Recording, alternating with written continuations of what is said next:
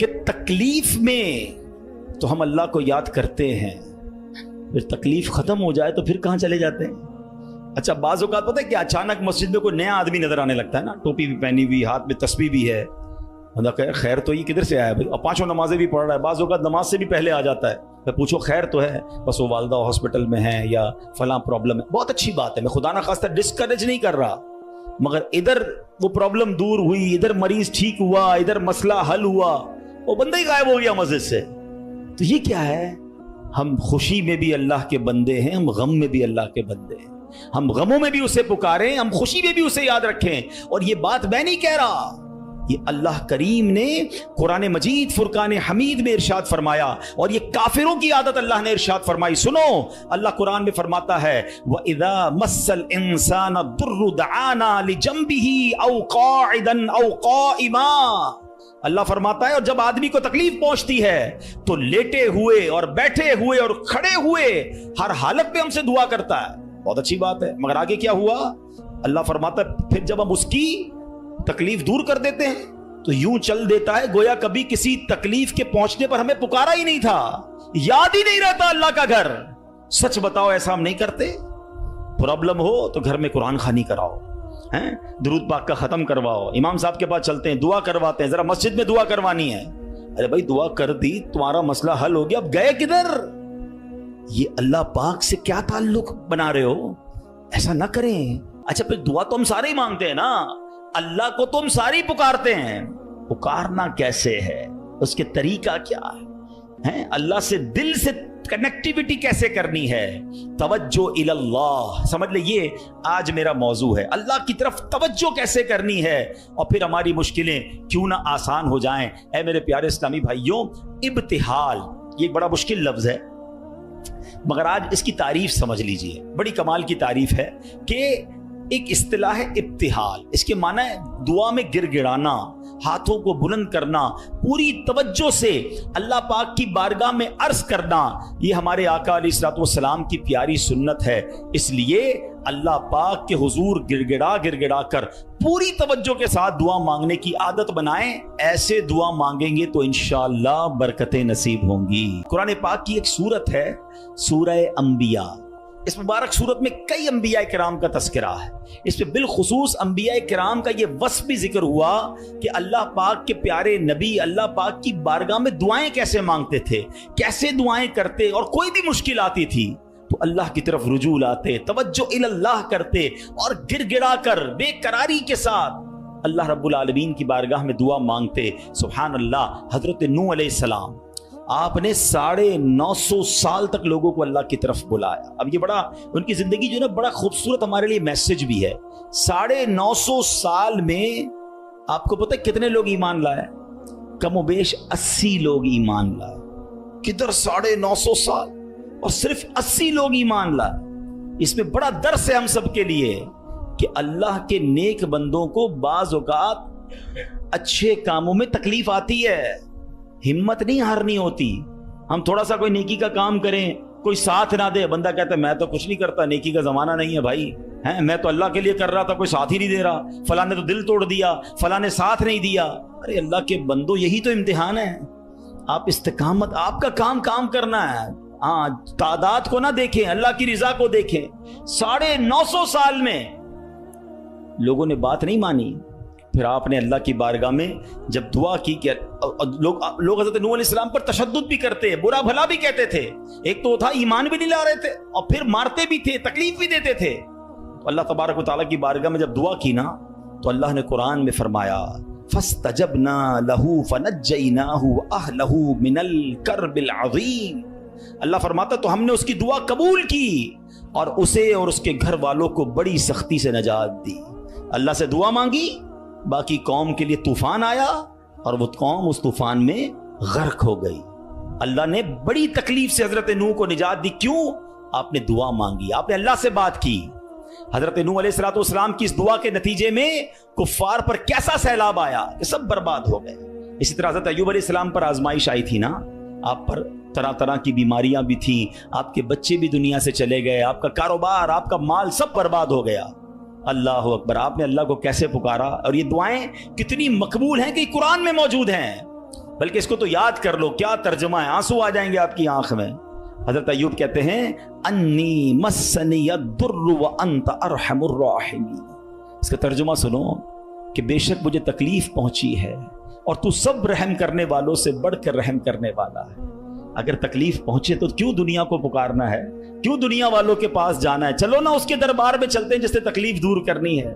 حضرت ایوب علیہ السلام نے رب کو پکارا نا، انی مسنی الضر وانت ارحم الراحمین۔ یہ وہ دعا ہے جو قبول ہے، یہ وہ دعا ہے جس کے صدقے میں حضرت ایوب کو شفا بھی دی گئی اور ساری مال دولت اولاد واپس عطا کر دی گئی۔ اگر آپ بھی کسی پریشانی میں ہیں، آپ بیماری میں ہیں، آپ قرضے میں ہیں، آپ مصیبت میں ہیں، آؤ نا رب سے حضرت ایوب کے انداز میں دعا مانگتے ہیں نا۔ اچھا یہ دعا اللہ نے ہمیں سکھانے کے لیے تو قرآن میں عطا فرما دی نا کہ میرے بندو میرے دربار میں مانگنا ہے تو یوں ہی مانگ لو جیسے میرے نبی نے مانگا ہے۔ اللہ اکبر۔ علماء کہتے ہیں یہ بڑی دلاسا دینے والی دعا ہے، یہ بڑی مشکلوں کو ٹالنے والی دعا ہے، یہ تکلیفوں میں کام آنے والی دعا ہے۔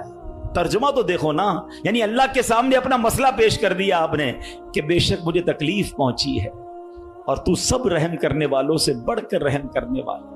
اے اللہ بیمار ہوں، اے اللہ پریشان ہوں، اے اللہ قرضے میں ہوں، کہو نا رب سے مجھے تکلیف پہنچی ہے، مجھے ستاتے ہیں لوگ، مجھے تکلیف دیتے ہیں، مجھے پریشان کرتے ہیں لوگ، اور تو سب رحم کرنے والوں سے بڑھ کر رحم کرنے والا۔ اور جب آپ نے دعا کی تو دعا کیسے قبول ہوئی؟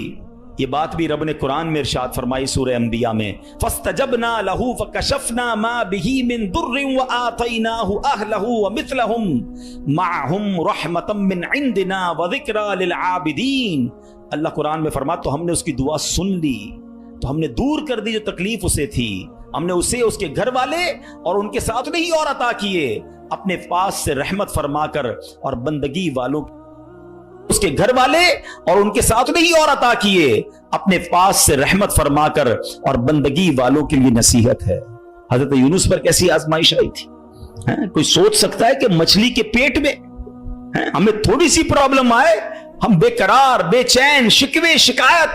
ارے نبی ہیں، کائنات میں انبیاء سے بڑھ کر کسی کا مرتبہ نہیں ہے، کوئی غوث، کوئی ابدال، کوئی کتب کسی صحابی کے مرتبے تک نہیں پہنچ سکتا، یہ مرتبہ صحابہ کا ہے، مگر کوئی صحابی کسی نبی کے مرتبے تک نہیں پہنچ سکتا، یہ انبیاء کا مرتبہ۔ یہ ترتیب یاد رکھا کرو۔ اعلیٰ حضرت نے تو ایک شعر میں پوری ترتیب بتا دی نا۔ خلق کون ہے؟ ہم لوگ ہیں، عام لوگ۔ خلق سے اولیاء، اولیاء سے رسول، اور رسولوں سے اعلیٰ ہمارا نبی۔ ہمارے آقا تو سب سے اعلیٰ ہے نا، مگر انبیاء کی بات کمال ہے۔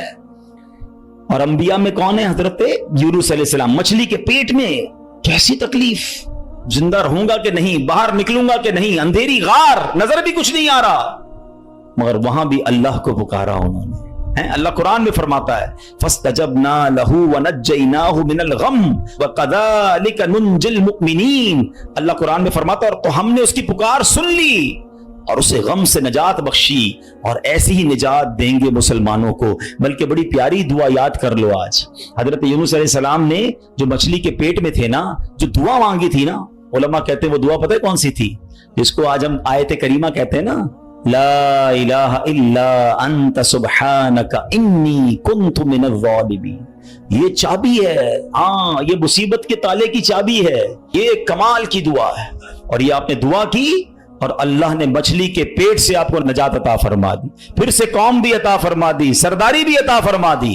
تو یہ دعائیں ہیں جو بے قراری میں، مصیبت میں رب کو پکارا گیا۔ اللہ اکبر۔ تو اے میرے پیارے اسلامی بھائیوں، اللہ کرے کہ ہم اپنے رب کو پکارنے والے بن جائیں، صحیح طریقے سے دعا کرنے والے بن جائیں۔ حضرت زکریا، اللہ اکبر، آپ بڑی عمر ہو گئی، آپ کی بڑھاپے تک پہنچ گئے، آپ کی اولاد نہیں تھی، آپ کی زوجہ بھی بانجھ تھی۔ آج کل ڈاکٹر کہہ دیتے ہیں نا کہ اولاد نہیں ہو سکتی، ہم ڈاکٹروں کی بڑی مانتے ہیں۔ ارے ڈاکٹر کچھ بھی کہہ دے، ان اللہ علی کل شیء قدیر، میرا رب جو چاہے وہ کرنے پر قادر ہے۔ اپنی آنکھوں سے دیکھا ہے، آپ نے بھی دیکھا ہوگا، کسی کو ڈاکٹر کہتے ہیں جناب کوئی مرض نہیں ہے، 100% فٹ ہے، 2 دن بعد دنیا سے چلا جاتا ہے۔ کیسے مرا ڈاکٹر کو بھی پتہ نہیں، موت آ گئی نا۔ اور کبھی ڈاکٹر کہتے ہیں 3 دن کا مہمان ہے، شاید اس ڈاکٹر کا انتقال ہو جاتا ہے، وہ بندہ پھر بھی زندہ گھوم رہا ہوتا ہے۔ اللہ کی شان ہے، ڈاکٹر ڈاکٹر ہے، وہ اپنی سائنس چلائیں، मगर ये ना समझो कि जो इसने कह दिया ये आखिरी है। कुदरत मेरे रब की है, शान मेरे रब की है, वो हर चाहे पर कादिर है, उस पर भरोसा तो रखो ना। हजरत जकरिया उम्र भी ज्यादा हो गई, औरत भी बांझ है, मगर अल्लाह से क्या दुआ कर रहे हैं? ये भी उलमा फरमाते जो बे औलाद हैं उनके लिए मुजर्रब दुआ है, कुरानी दुआ है। याद तो करो ना कुरान की दुआएं, क्या दुआ की थी आपने और माना तो देखो उसका। हाय हाय, कनेक्टिविटी तो देखो ना। माना क्या इसका? ऐ मेरे रब मुझे अकेला ना छोड़, औलाद नहीं थी ना, ऐ अल्लाह मुझे अकेला ना छोड़ और तू सबसे बेहतर वारिस, अंत खैरुल वारिसीन। अब ये दुआ वो करते थे, अल्लाह ने कैसी दुआ कबूल की? सिर्फ बेटा नहीं दिया बल्कि बेटा भी दिया और उसको नबी भी बना दिया। बेटा भी ऐसा दिया जिसको नबी का मर्तबा अता फरमाया। अल्लाह फरमाता है कुरान में, फस्तजबना लहू व वहबना लहू यहया व अस्लहना लहू ज़ौजा। तो हमने उसकी दुआ कबूल की और उसे याह्या अता फरमाया और उसके लिए और उसकी बीवी संवारी। अब इसमें बताया कि सिर्फ अल्लाह ने बेटा नहीं दिया, बेटे का नाम भी रब ने अता फरमाया और नबूवत की यूं समझिए कि सरफराजी भी अता फरमा दी। यह है दुआ, मगर दुआ दिल से, तवज्जो इल्लल्लाह, कनेक्टिविटी के साथ।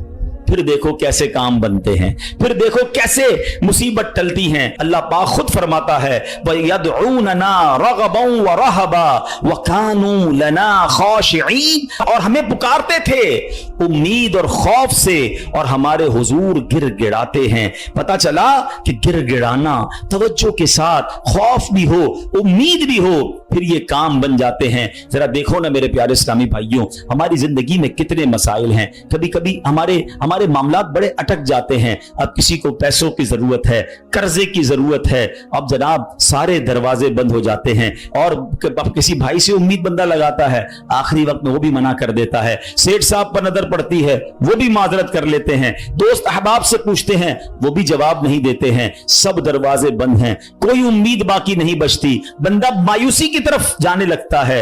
मगर जब सब दरवाजे बंद हो जाएं तो एक उम्मीद बाकी रहती है, एक दरवाजा उस वक्त भी बाकी रहता है। अल्लाह अकबर, बादशाहों के दरवाजे बंद हो जाते हैं मगर मेरे रब्बे करीम का दरवाजा कभी बंद नहीं होता।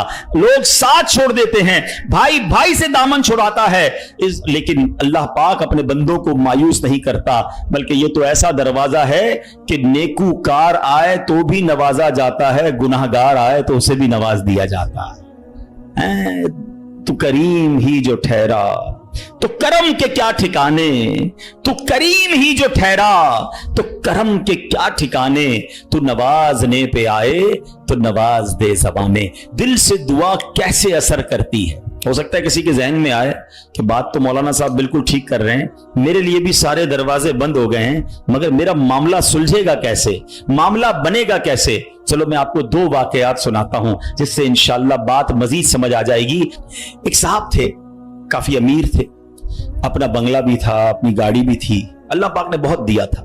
शाम को घर आए, बच्चों के साथ वक्त गुजारा, खाना खाया और उसके बाद अपने बिस्तर पर लेट गए। रात हो गई थी, बड़ा नरम बिस्तर था, ठंडा कमरा था, मगर करवट बदलते जा रहे थे, नींद नहीं आ रही थी।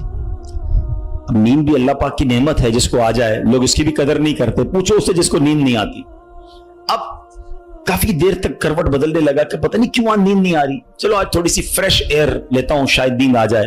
घर से बाहर निकले, गाड़ी स्टार्ट की और आगे चलते रहे और घूमने लगे गलियों में। अचानक एक मस्जिद नजर आई और मस्जिद का दरवाजा खुला नजर आया। कहा चलो यार ऐसे ही घूम रहा हूं, जरा मस्जिद के अंदर चला जाता हूं, वुजू करके कुछ 2 रकात नफल पढ़ लेता हूं। मस्जिद के बाहर गाड़ी पार्क की, वुजू किया, मस्जिद के अंदर दाखिल हुए तो जैसे ही मस्जिद के अंदर गए तो पूरी मस्जिद खाली, मगर हल्की हल्की कहीं से रोने की आवाज आ रही। रात को इस वक्त कौन है मस्जिद में और क्यों रो रहा है? तो देखा कि एक कोने में एक गरीब आदमी अल्लाह की बारगाह में हाथ उठाए रो रहा है और रोते रोते अल्लाह की बारगाह में अर्ज कर रहा है कि ए अल्लाह, मेरी बेटी बीमार है, डॉक्टर ने ऑपरेशन का कहा है, मुझ गरीब के पास पैसे नहीं है, कहां से लाऊं? ए रब्बे करीब, तू ही असबाब बनाने वाला है, मुझ गरीब की हालत जार पर रहम फरमा। उस अमीर शख्स को समझ आ गया मुझे नींद क्यों नहीं आ रही थी, मुझे कहीं भेजा गया है, मैं ढूंढते ढूंढते इसी के लिए आया हूं। अल्लाह अकबर। वो गरीब के पास गया, जेब में जितनी रकम थी निकाल कर उसके पेश कर दी कि भाई ये ले लो और मेरा ये कार्ड भी रख लो, कभी भी जरूरत पड़े तो मुझसे बात कर लेना। उस गरीब शख्स भी कैसा खुददार था, उसने कार्ड वापस दिया, कहा मुझे एड्रेस की जरूरत नहीं है, मेरे पास एक एड्रेस मौजूद है। तो कौन सा एड्रेस मौजूद है? बोला ये एड्रेस है ना, अल्लाह की बारगाह में आया, उसने तुम्हें भेज दिया, जब दोबारा जरूरत पड़ेगी तो भी इसी के बारगाह में आ जाऊंगा। हैं? सारे दरवाजे बंद हो जाएं, मेरे करीम का दरवाजा खुला होता है। हमारा प्रॉब्लम है, हम जाते ही नहीं उसके पास। हैं? अच्छा, अपना एक छोटा सा टेस्ट ले लो ना, ताकि अंदाजा हो जाएगा आपको। कभी भी आपको बीमारी हो, पेट में दर्द हो, सर में दर्द हो, पांव में दर्द हो, चोट लग जाए, पहले कौन याद आता है? डॉक्टर। डॉक्टर के पास चलो, यार बड़ा दर्द है, किसी को मालूम करो कैसे इलाज होगा, दवाई। मैं नहीं कहता डॉक्टर के पास नहीं जाना चाहिए, लेकिन पहले हमें अल्लाह याद आना चाहिए। अल्लाह तू शिफा देने वाला है, करम कर दे मालिक। कारोबार में नुकसान हुआ, फैमिली में प्रॉब्लम हुआ, वॉट एवर प्रॉब्लम, सबसे पहले हमें दुनिया वाले सोर्स हैं, वकील, पुलिस, ये याद आते हैं। होना ये चाहिए कि हमें खालिक के असबाब की ये तरफ लौ लगानी चाहिए, पहले अल्लाह करीम को पुकारना चाहिए। असबाब इख्तियार करना मना नहीं, मगर असबाब के चक्कर में, इस दुनिया के चक्कर में हम भूल गए उसे कि जो हल करने वाला है, जो मुश्किलें दूर करने वाला है, जो औलाद देने वाला है, जो मुसीबत टालने वाला है, हम उसकी तरफ जाते ही नहीं है। पूरा पूरा दिन दफ्तरों के धक्के खाते हैं, मगर 2 रकत पढ़कर उसकी बारगाह में सर नहीं झुकाते। देखो अल्लाह कैसे काम बनाता है। एक और वाकया सुनो। एक बहुत मशहूर डॉक्टर था, मैंने वाकया किताब में पढ़ा। मिसाल के तौर पे उसका नाम डॉक्टर अहमद था। सारी जिंदगी उसने बड़े ऑपरेशन किए, उसका बड़ा नाम था। अब हुकूमत ने ऐलान किया कि इसको गोल्ड मेडल देना है, लाइफ टाइम अचीवमेंट अवार्ड। पूरी जिंदगी इतना काम किया इस डॉक्टर को मुल्क के दारुल हुकूमत में बुलाया जाएगा और एक बड़ी तकरीब होगी और इसको गोल्ड मेडल दिया जाएगा। डॉक्टर बड़ा खुश कि इतना बड़ा अवार्ड मिलने वाला है। डॉक्टर साहब ने फ्लाइट बुक की, जहाज में बैठे। जैसे ही जहाज उड़ा तो कुछ देर के बाद जहाज, मौसम खराब हो गया और जहाज में कोई प्रॉब्लम हो गई, तो जहाज को रास्ते में किसी छोटे से एयरपोर्ट पर उतार लिया गया। डॉक्टर साहब जहाज से निकलकर अमले के पास जाते हैं कि भाई कब जहाज उड़ेगा, मेरी तो वहां बहुत अहम तकरीब है और सारा प्रोग्राम मेरे लिए सजाया गया है, मैं चीफ गेस्ट हूं, मुझे गोल्ड मेडल मिलेगा, बताएं दोबारा जहाज कब उड़ेगा। कसर छोटा सा एयरपोर्ट है, जहाज का प्रॉब्लम बड़ा है, इतना जल्दी ठीक नहीं होगा, आपको अगर पहुंचना जरूरी है तो आप कोई गाड़ी लें किराए पर और बाई कार चले जाएं, आप पहुंच जाएंगे अपनी तकरीब से पहले। डॉक्टर ने कहा यह भी आइडिया ठीक है, जहाज के इंतजार में कहीं मेरा प्रोग्राम ही मिस ना हो जाए। डॉक्टर साहब ने गाड़ी बुक की, रेंट अ कार ली। जैसे ही रास्ते में गए तो जबरदस्त बारिश, आंधी तूफान। उस अंधेरे में, उस आंधी तूफान में डॉक्टर साहब रास्ता भूल गए और किसी मेन हाईवे से निकलकर गांव के रोड पे चढ़ गए। बहुत देर तक रास्ते में, अब भूख भी लग रही, खाना भी नहीं खाया, अंधेरा गुप, बारिश हो रही है। अचानक एक छोटा सा गांव में घर नजर आया जिसमें एक बल्ब जल रहा था। डॉक्टर साहब ने कहा अब तो हालत ऐसी हो गई, दरवाजा खटखटाया। एक बूढ़ी औरत ने दरवाजा खोला। कब माँ जी कुछ खाने पीने को मिलेगा, बहुत बारिश हो रही, कहा बेटा अंदर आ जाओ। वो अंदर चला गया। माँ जी ने बड़ी मोहब्बत से उसे पानी भी दिया, कुछ खाने को भी दिया। थोड़ी सांस में आई तो डॉक्टर ने देखा कि बराबर में बिस्तर पर एक नौजवान लेटा हुआ था। कहा माँ जी ये कौन है? कहा बेटा मेरा बेटा है। क्या हो गया इसे? कहा इसको बहुत बड़ी बीमारी है। माँ जी इलाज क्यों नहीं करवाती? माँ जी कहती मैंने गांव के डॉक्टर को दिखाया है, डॉक्टर कहते हैं हमारे वतन में एक ही डॉक्टर है जिसका नाम डॉक्टर अहमद है, वही इसका इलाज कर सकता है। मगर बेटा मैं गरीब माँ हूं, मैं अपने बेटे को कहां से डॉक्टर अहमद के पास ले जाऊं, ना पैसे हैं ना किराया है। बस रोज अल्लाह से दुआ करती हूँ, अल्लाह तू कारसाज है, मेरे बेटे को शिफा दे दे या डॉक्टर अहमद के पास पहुंचा दे। डॉक्टर अहमद रोने लगा, कहता है माँ जी मैं ही डॉक्टर अहमद हूं और अल्लाह ने मुझे तेरे घर पे भेज दिया है। जहाज का खराब होना, छोटे एयरपोर्ट पर उतरना, रेंट अ कार लेना, रास्ता भूल जाना, किसी और घर पे न रुकना, उसी झोपड़ी के किनारे पर रुकना और उस घर में जाना और उस मरीज का इलाज करना। अब भी नहीं मानोगे, इन्नल्लाह अला कुल्लि शैइन कदीर, मेरा रब जो चाहे वो करने पर कादिर। बस हमारा भरोसा हिल जाता है। हम समझते हैं दुनिया वाले साथ देंगे, हम समझते हैं दुनिया वाले मसला, अरे दुनिया वाले तो दुख ही दुख देते हैं। अपना प्रॉब्लम बताओ तो हंसते हैं, ہم سے کہتے فکر نہ کرو، دوسروں کو بتاتے دیکھو اس کا یہ مسئلہ ہے، یہ فلاں کام کے لیے آیا تھا، اتنی بڑی بڑی باتیں کرتا ہے، اس کا یہ مسئلہ ہے۔ ہمارے مسئلے کو انجوائے کرتی ہے دنیا، کون ساتھ دیتا ہے آج؟ مگر جو ہمارے عیبوں پر پردہ ڈالنے والا، جو ہمیں بچپن سے لے کر آج تک نوازنے والا، جو ہمارے گناہ ہونے کے باوجود ہمیں عطا کرنے والا ہے، وہ ہمارا رب کریم ہے۔ ارے جو ہماری ماں سے زیادہ ہمیں چاہنے والا ہے، ہم اسے کیوں نہیں پکارتے؟ اس کی طرف توجہ کیوں نہیں کرتے؟ حالانکہ اس کی رحمت تو اس کے دروازے کھلے ہوئے ہیں، وہ تو دینا چاہتا ہے، مگر کاش جو توجہ ریکوائرڈ ہے، جو دل سے دعا مانگنا ہے، وہ اللہ مجھے اور آپ کو نصیب فرما دے۔ اور پھر اللہ کو پکارے نا۔ میں نے کہا نا گناہ گاروں کا بھی وہ رب ہے، وہ نیکوں کا رب تو ہے، وہ گناہ گاروں کو کیسے نوازتا ہے۔ ایک اور واقعہ سنو، عیون الحکایات، یہ بڑی پیاری کتاب ہے مکتبۃ المدینہ سے، اگر آپ اسے لیں گے تو اس میں بڑی زبردست واقعات موجود ہیں۔ ماجرا یہ ہے کہ حضرت بکر بن عبداللہ فرماتے ہیں کہ پچھلی قوموں میں ایک بہت سرکش، غیر مسلم اور ظالم بادشاہ تھا۔ وہ اللہ پاک کی نافرمانی میں حد سے بڑا ہوا تھا۔ ایک مرتبہ ایک جنگ میں بادشاہ کو گرفتار کر لیا گیا۔ اب اتنا ظالم تھا کہ جنہوں نے گرفتار کیا تھا انہوں نے کہا اس ظالم بادشاہ کو تو تڑپا کے مارنا ہے۔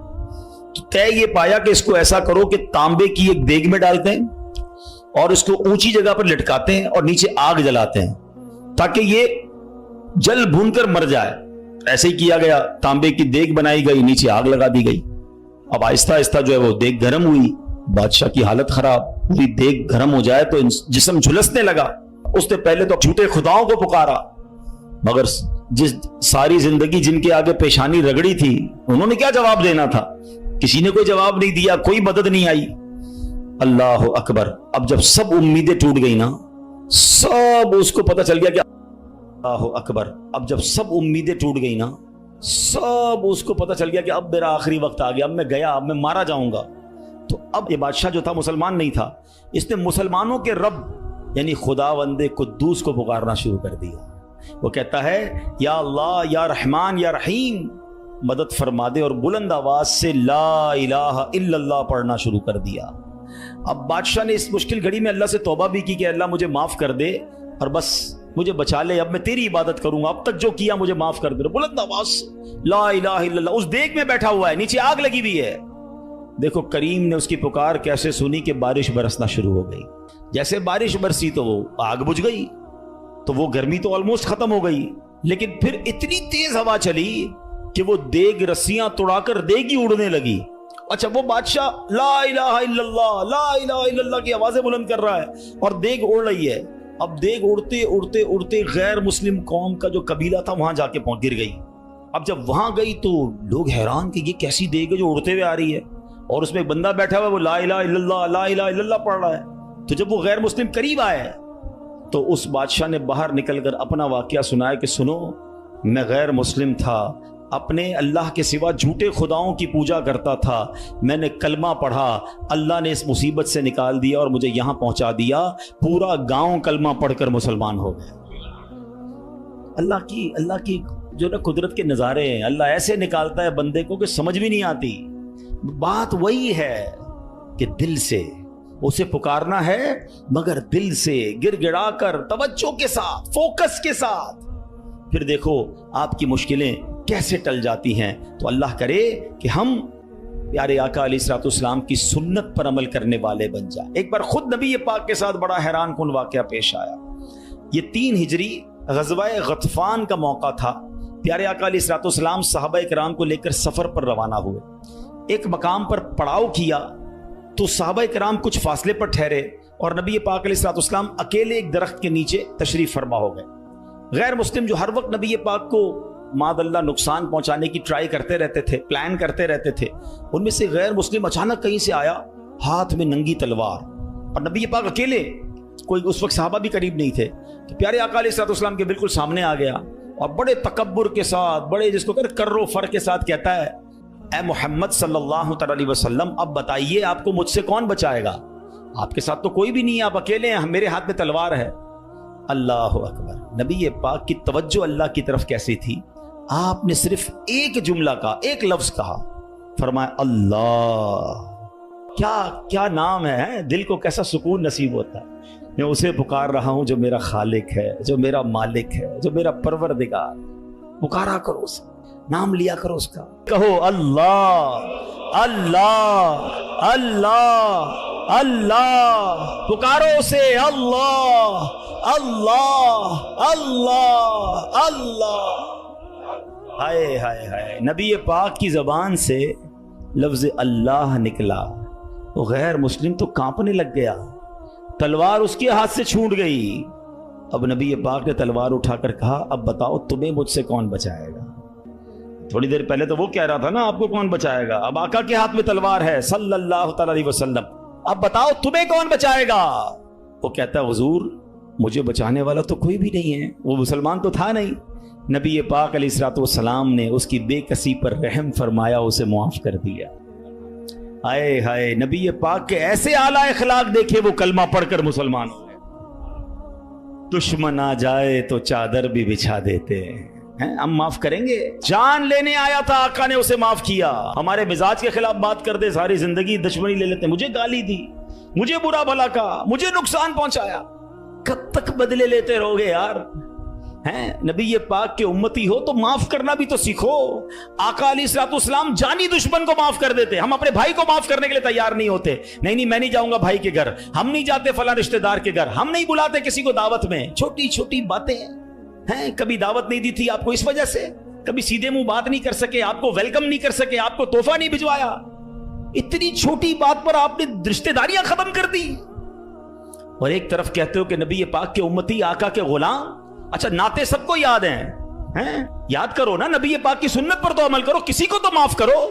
بندہ کہتا میں بتاتا ہوں، مجھے گالی دی ہے، اب میں بتاتا ہوں. وہ ایک گالی دیتا ہے، ادھر سے 7 گالیاں جاتی ہیں. اور صحیح بات یہی ہے، جو کہتا ہے میں بتاتا ہوں، وہ واقعی بتا دیتا ہے وہ کون ہے، اس کے اندر کتنا گند بھرا ہوا ہے. اگر وہ آپ کے ساتھ برا کر رہا ہے تو آپ کو کس نے اجازت دی ہے برا کرنے کی؟ ایک عجیب سا جملہ مشہور کر دیا گیا ہے کہ جناب ہم شریف کے ساتھ شریف ہیں، بدماش کے ساتھ بدماش ہیں. مجھے آج تک سمجھ نہیں آیا کون سا بٹن لگا ہوا ہے آپ کے اندر بھائی. شریف کے ساتھ شریف ہوتے ہو، بدماش آتا ہے آپ بھی بدماش بن جاتے ہو، تو پھر تو آپ بھی بدماش ہوئے نا بھائی. شریف آدمی شریف کے ساتھ شریف ہوتا ہے، بدماش کے ساتھ بھی شریف ہوتا ہے، تبھی تو بدماش کی اصلاح ہوگی نا. مسلمان ہوا نا یہ شخص، نبی پاک نے معاف کر دیا. تو خدا را آقا کی سنت کو ادا کریں، اور جیسی بھی مشکل، جتنی بڑی مشکل ہو، آپ بس دعا کریں، اللہ کو پکاریں، اللہ کو یاد کریں، توجہ اللہ کی طرف جائے.